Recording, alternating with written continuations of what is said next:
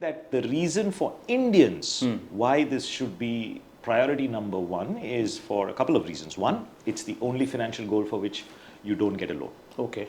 India is also a country where you don't have social security At like all. we have in many of the Western world. True. And three, retirement as a challenge for the human mind, just to think so long term, is a difficult task. So it needs hand-holding by a professional to make it. And what I'm saying is jobs which require high empathy are the ones that cannot be replaced. Wonderful. So a nurse's job is that even if a patient is in coma, she knows that he has to be moved so he doesn't get bed sores, kisko pani chahiye, And how to talk to the patient, how to make the patient comfortable. One of the reasons why I think financial advisory as a profession will sustain long is because this role needs empathy for coaching. When you go, and our profession, when you think about money and long term, the trust is at the heart of this fiduciary profession for us. But when you think about the human quality of trust, would you trust a child more if it's saying something or an adult more?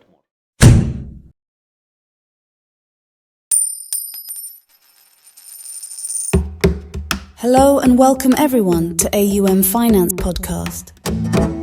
This podcast discusses the first principles of investing and is for informational purpose only. We intend to add to the body of knowledge. Please consult your financial advisor before taking any investing decision. Welcome to the AUM Finance Podcast. As I keep telling, and this is the interview section of the AUM Finance Podcast. And our podcast is based on first principles, where we go to the very core of the subject of investing. Now we have a wonderful guest today with us. We have Mr. Ajit Menon.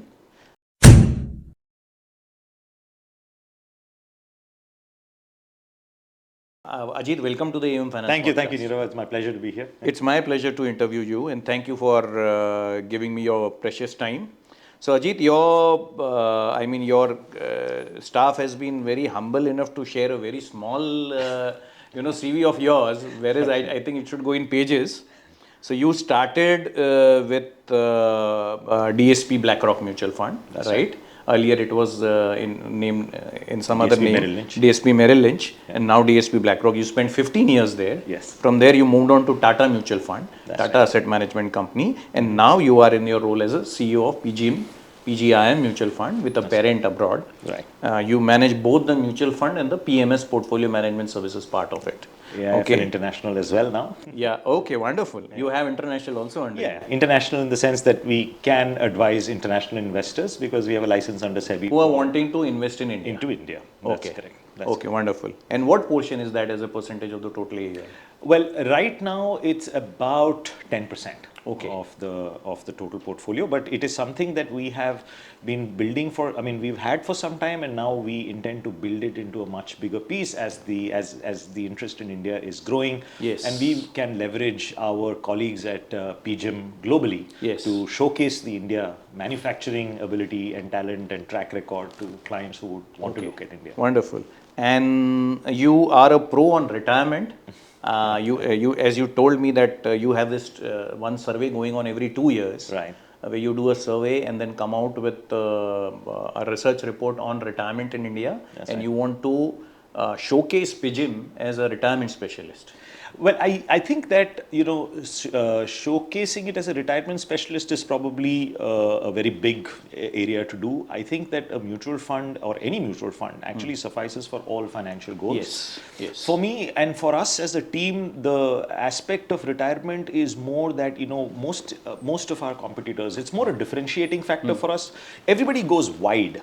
We want to go deep. Okay. In one subject. Okay. So while we also talk about all other financial goals, I think that we have taken one particular most critical financial goal according to us, and we are wanting to go deep and help both advisors as well as clients get a grip around the challenges related to retirement. So Ajit, then let me start with retirement planning as a goal. So there are many financial goals, and we use mutual fund is actually a tool. That's right. Okay. And as I keep telling my clients, like a mutual fund is like a samurai sword, right? And I am like a samurai warrior, right?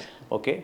If you give a samurai sword to a person who is not expert in that, he or she can hurt himself or herself. True. Okay. And if a samurai warrior doesn't have a very good sword, then also it will not suffice, right? So mutual That's fund is true. a wonderful tool which helps us achieve all the financial goals, Right. of which one of the very important goal, and I think ignored a lot, is retirement planning. That's right. So you say you want to go very deep as a fund house in retirement planning. That's right. So please elaborate on that. Why is there a gap? What gap you are planning to fill in retirement planning, and where are we missing the, what are we missing in retirement planning? Indians, I don't think, are prepared for that goal. One line. Huh. Retirement is the only financial goal of your life, Right. for which you don't get a loan. Wonderful. Retirement planning is the only goal for which you don't get a loan. You can get a loan for children's higher education. You can get a loan for marriage.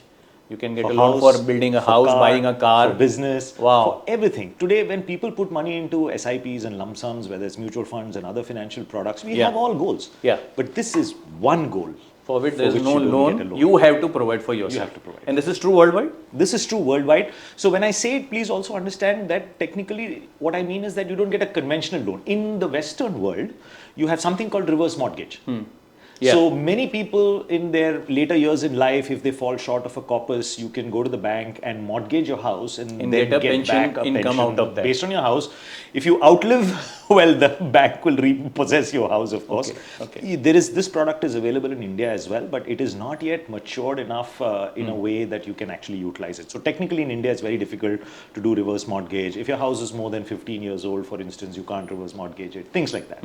So it's not appropriate. So I think that the reason for Indians why this should be priority number one is for a couple of reasons. One, it's the only financial goal for which you don't get a loan. Okay.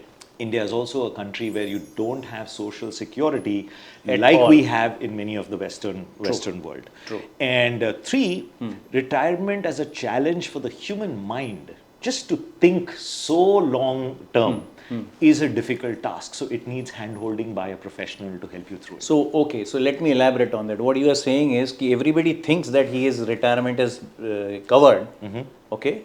And let me add one point. Like I believe there are, Ajit, there are two very big financial calamities that can happen in one's life. You and I are earning members of our family. Right. Okay, nowadays nuclearization of family is happening. Earlier there were joint families. I am a product of a joint family, but now I am managing a family which is a nuclear family, only earning member. Right. Children are small, right? And if something happens to the earning member, but fortunately we have a term insurance for that. Right. Another goal is if we live long enough, Right. retire early, and the gap between when we retired and how long we live, if it is a decade and more, sometimes it can be 15, 20 years also, because life expectancy is increasing. Right. That is what you are talking about, retirement planning, and that is the missing piece. I want to give this one more very, very important angle.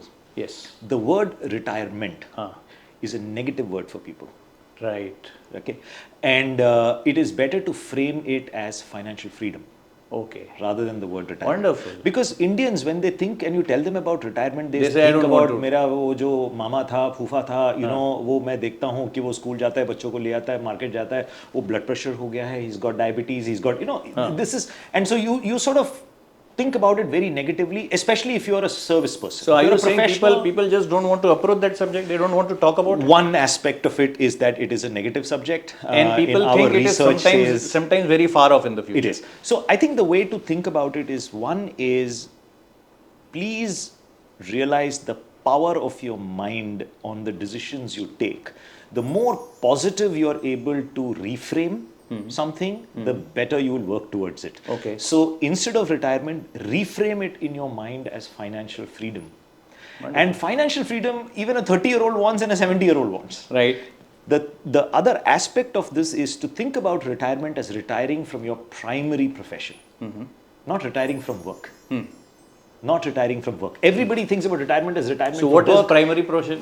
Whatever How is is it your different work. I from mean, you may do 20 years, a job. You may be a chartered accountant or an architect or a doctor, or you may be working for some company. And at some point, you want to say that, okay, I want to hang up my boots and I want to, take it now easy do something and now do something else. take over my hobbies. Okay. Exactly. So the biggest risk for retirement is not the corpus, is not the money. People worry that shayad mere paas, I may not be able to get the corpus that I really require, and my advisor is telling me that I need 8 crores or 5 crores or 2 crores, whatever it is. The biggest crisis or danger about retirement is the concentration risk that an individual has of knowing just one skill to earn money from. Okay. That is the risk. Okay. You're working 30 years in a company, or you may be a profession and, or a professional, and that's all that you know how to earn money. And you might get outdated or outmoded very fast. Anything You don't can know happen. before So you know. having more skills that you can monetize. Now, it can be that at 40, I was earning a 3 lakh salary per month, and now I've become a yoga instructor, and I'm earning 30,000 rupees a month. Doesn't matter. Your money will last you all your life, even if you live to 100. Those strategies the advisor can build. Okay. But to recognize that concentration of your skill is the biggest risk of retirement, and so you should have multiple skills. To recognize that you must reframe your financial goals in positive ways, because thinking about your child going abroad to study in a college is a positive. You work towards it.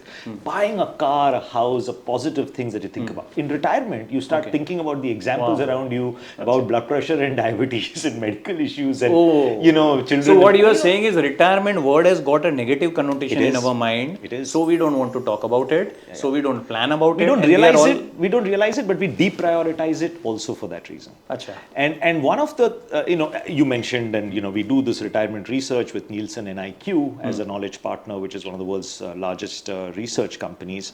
One of the other things that we found in India. Let's recognize that in India, people who earn, say, more than 15 lakh rupees a year is 1% of India. 99% of Indians earn less than 15 lakhs in a year. So when you think about the reality of their lives, and you think about how they also need to be thinking about for their future and things like that, you realize the importance for all of us to create this ecosystem to make India more powerful, and to get people to think that, okay, how can I prepare for something? And I don't think you need to scare people on numbers. You need to put perspective to people to say that, hey, here is how you will plan for it. We can make the money last long, but you need to try to have multiple skills that you can earn from. You need to reframe something as being positive, then you plan more. And towards as it. a MFI registered MFD, how can I help my clients with this goal? So I have to cater to the financial aspect. I think the way, as an AMFI registered advisor, I would tell any advisor to help their clients is whatever age group that your clients may be in, but more ideally and more importantly for the younger generation, to keep asking them about what other skills are they developing which they can potentially monetize. Okay.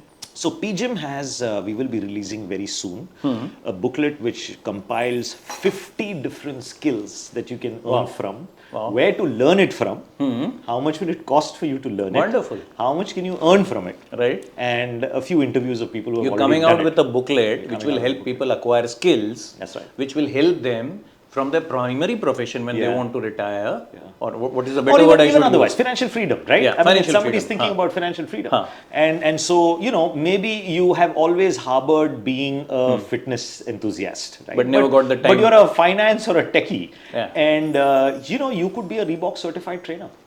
And earn money from that. Wow. Right? You may be working in a job where you're feeling that 9 to 5 pressure, and all of us go Yes, through the yes, stress of our yes, profession. yes. But let's say you love pets. Yes.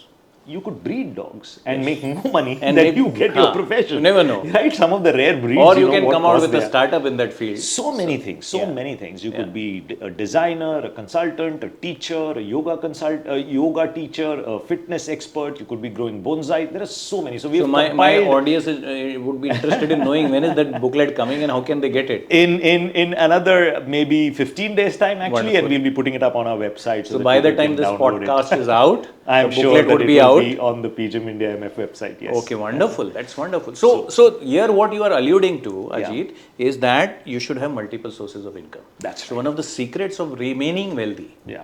is that you cannot rely on a single source of income, which I keep telling my clients. That's correct. That you should have multiple sources of income, and now what you are saying, you should have multiple skill sets. Because आप जो भी कर रहे हो, we are living in a world where I keep telling my children and I keep telling my clients' children they that get redundant. probably your competitor would not be the other human being, it would be an AI. Right. That's I mean, right. keep thinking ki what can AI do, and whatever AI will do, that job will not be with humans anymore. That's right. So you have to reskill yourself. Absolutely. And I do have a small perspective for younger audiences as far as that is concerned, because Yeah. I have 2 kids and I Yeah. speak with them, and with other audiences. If you think about, maybe 200 years ago, the world was largely agricultural economy. Yes. And the skill set that you required to be a very successful farmer wherever you were in the world was good physical strength. Yes. Because you had to endure being out of the field for many hours. Or if you are a warrior, you should have fighting skills. Yes. But it's physical. It was physical. The requirement was physical. Yes.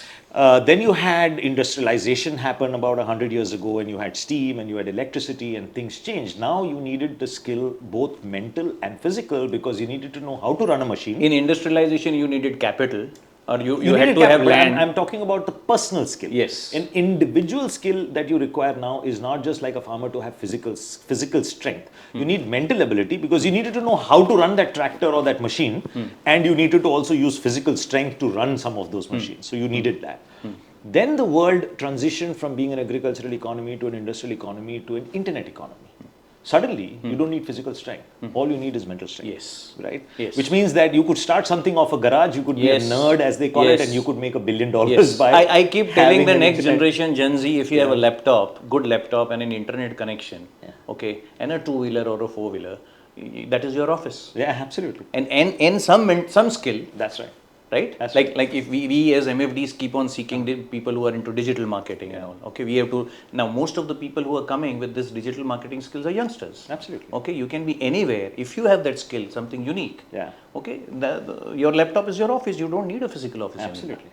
So the question to ask really is, if the world has gone through being an agricultural economy for hundreds of years, and then being an industrial economy, and then becoming an internet economy, where is the world going now? And what experts think about it is that, today, for instance, the cost of technology has become literally zero, because you can download apps for free, get a lot of your software work done. It was not like how it was 20 years ago. Everything was expensive. So it's not like people who are very rich can afford that technology. Exactly. It is democratized Everybody, now. it's become absolutely democratized. So then where is the world, what phase is the world going into next? What kind of human capability will make you successful in the next phase of the global economy? And the answer to that, according to a lot of experts, is it has moved from being only physical strength to physical and mental during the industrial economy, to being only mental during the internet economy. And now it's not the hand or the head. It's the heart. Heart. Okay. It's empathy. Okay. The only thing a machine can't do. Yes. So that is where you can. So I was going to ask, how do humans differentiate vis-a-vis an AI? So let me what give you skill can I have, our children have, which AI does not have? Because whatever can be learnt, AI is going to learn Possibly, it. And the AI does not forget. Possibly, but let me give you this as an example. Imagine, think about a good hospital where you have this very learned surgeon. Yeah. He's a knee replacement surgeon or a hip replacement. His job is being replaced by a robot. Right. But in that same hospital, there's one professional whose job cannot be replaced by a robot. It's the nurse. Because the nurse's job is empathy. Wonderful. Not the skill of So surgery. you're saying a higher level job is at risk. Yes. In your example, you're saying a higher level job is at risk. What I'm saying is jobs which require high empathy are the ones that cannot be replaced. Wonderful. So a nurse's job is that even if a patient is in coma, she knows that he has to be moved so he doesn't get bed sores, kisko pani chahiye, And how to talk to the patient, how to make the patient comfortable. One of the reasons why I think financial advisory as a profession will sustain long is because this role needs empathy for coaching clients. So we need not get afraid from these apps and the online. Not at all. Right? Not at all. The clients need to talk to humans. Not at all. Absolutely. Right? They need to talk to humans. There are times when you cannot call to that call. You cannot keep talking to that call center lady. That's right. She will not empathize with you. She cannot empathize with you beyond a point, because she cannot associate whom she or the robotic voice is talking to. Correct. So you need humans there. And I also believe that this goes to the heart of trust.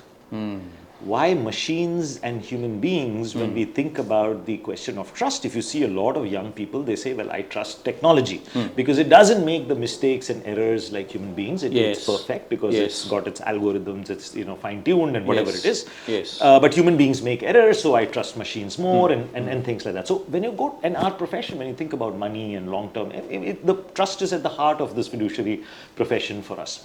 But when you think about the human quality of trust, would you trust a child more if it's saying something, or an adult more? I'll trust a child more. Why is a child trusted more than an adult. Because we know the child has innocence. And the Child child doesn't is, lie. The other word for innocence is that the child shows its vulnerability. Which means if a child does not know something, it immediately says, I don't know. Yes. Tell It will me. never go around It will never say some answer to fulfill that question. Right. Adults do. Right. Machines do. Right. Can you put something into Google and Google says, I don't know the answer to this? Wow. But the AI is saying it'll give you that. 28,000 answers or 28 million It'll answers. never say, I don't know. It'll never say no. When a human being says no, it's the first step for the other person to say, I trust this person. So when you say about empathy, how can my viewers take it? How can the Gen Z listening to this podcast acclimatize themselves? My sense is that, I mean, it's a very, maybe a broader concept to understand, that if you can find professions in which your empathetic skills are used more, where a human-to-human relationship requires human interaction, that is probably going to be a safer profession for a longer period of time, probability-wise, than something which requires high skill. Okay, wonderful. Anything which is having skills will be taken over eventually. Could potentially by be the taken machines. over. Yeah, could be potentially taken over. And why not? Yeah. I mean, because But let me put it this way: when you're thinking about a skill, I mean, if you want to be a football coach, difficult for a machine to be a football coach on the ground, according to me, at least in the next near maybe I don't future. know how many years. So it is still a skill, but it is something which requires the empathetic interaction between human beings in an environment, and so having skills which require empathy are probably safer bets to take. Skills which require a deep understanding of psychology and consumer insight, behavior related sciences are probably ones which are going to be difficult, because machines only will work on the data that's fed to it from the past, whereas we all have a progress into the future. Yes. And so I think that empathy, vulnerability, integrity, these are things which are human qualities. And wherever there are jobs that require this, I think will be stronger jobs that will survive. Wonderful. Now let's come to retirement planning. Sure. And you manage one of the leading mutual fund companies, PGIM, right? So one tell me about PGIM. How big is PGIM internationally? How big is PGIM in India? And then you please give an answer how mutual fund can be used as an effective tool for retirement. Sure. So coming to PGIM, in a manner I can say that this is Prudential of the US. Okay. Prudential Global Investment Managers. That's sort of the acronym for PGIM, but PGIM is spoken of as a brand name. It's the 11th largest mutual fund in the world. 11th largest mutual fund company in the world, manages about $1.4 trillion. $1.4 trillion. Let me keep it in perspective. Indian GDP is around $3.7 trillion. Well, you can say that the mutual fund industry is just $500 billion, the entire industry. In India. And we manage 1.4 trillion. Yeah, I mean, it's about 48 lakh crores or something like that. So maybe closer to So PGIM $600 internationally manages $1.4 trillion US dollars. It is the third largest real estate manager in the world after Blackstone and Brookfield. It's also the third largest alternates manager in the world. Sometimes it's known as the investment world's best kept secret as a brand. In India, we manage about 25,000 crores of assets currently, about 21,000 crores of equity assets, 2,000 crores approximately of fixed income assets, and the rest is international mandates and PMS that we manage. We have a mutual fund license, we have a PMS license and a PMS couple of products. We have an AIF license, which we have launched this month. We also have an international license for our international advisory. So those are the licenses that we have here. Okay. But our bread and butter business is the mutual fund business between equity and fixed income. And therefore, our journey started off in 2019 when we converted to the PGIM brand and got the approval from SEBI to be the PGIM brand. It started as Pramerica way back in 2010, went through a joint venture, and then came back to being a 100% owned international sub. Right. So this is Prudential of the US. Okay. Many times people sort of confuse it and say, "Oh, I know Prudential." So ICICI Prudential. There are two Prudentials out there. There's a UK Prudential and a US one. That's correct. And do you get the advantage of falling back on the knowledge that your parent has? Of course. I mean, every month, for instance, my three CIOs, my CIO of mutual fund, my CIO for alternates, Anirudh, For mutual funds, it's Vinay Paharia, and for international, Srinivas Rao Ravuri. They are on a monthly call with CIOs from across the world, looking at what's happening, how do things pan out, and what would it mean for different asset classes, what are they looking at in inflation interest rate areas and things like that. So that gives us a good macro oversight. That's number one. Number two is that there are other divisions within PGIM that we can lean on for a lot of intellectual support. They do thought leadership, views and articles which we participate in, and so we are able to bring a lot of high quality content from a very global view to our investors, our partners here in India. Wonderful. It's only an insurance and investment business, so we don't have any. It's not a conglomerate where it's not a banking, manufacturing, entity. Banking, nothing. It is just managing money. Okay. So I think that focus gives us a lot of advantage in India. The purpose statement of Prudential globally, of PGIM as well, is something which resonated very strongly with me. The purpose statement of our company is we make lives better by solving the financial challenges of our changing world. Wonderful. That's one line. Wonderful. We make lives better by solving the financial challenges problems of a changing world. So we are recognizing the world keeps changing. Yes, it's a dynamic we as a world. business have the expertise in solving financial challenges. By doing that, we hope to make lives better. Wonderful. And that I think guides a lot of the things that we do.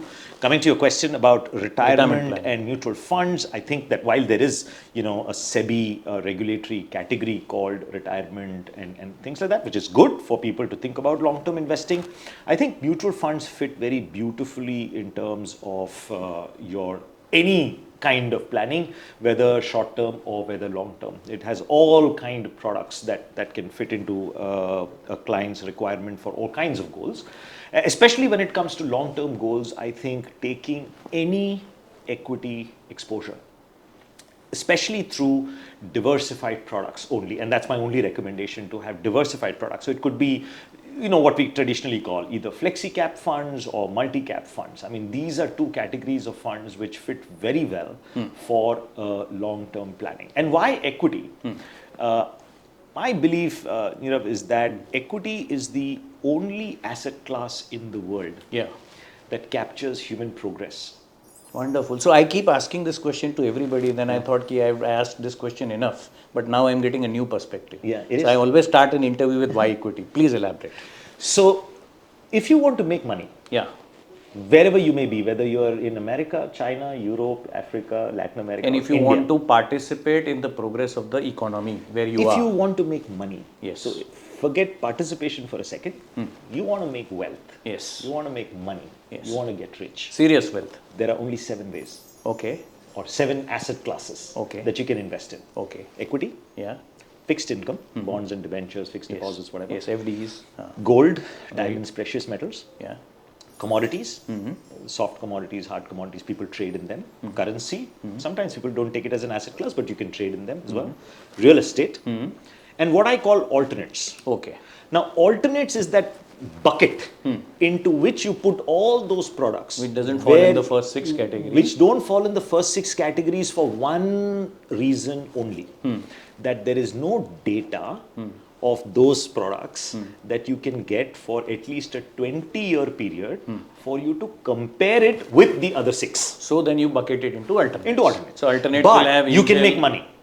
You can make money in it. Legitimately, you can make money. People make money. Rich people make money. Everybody makes money. It's just that if you go and search on Google or ask somebody, ki, show me this product's data for the last 20-year track record. You will not have it. How has it done with inflation, interest rates, or economy going up and down, and how has it done against equity or gold? You will not get that data. That's what I call alternates.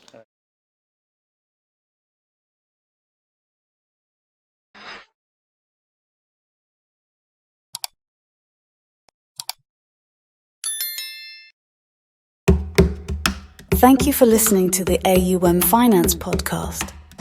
Remember that all investments are subject to market and other risks, and one should read offer docs and other documents carefully before investing.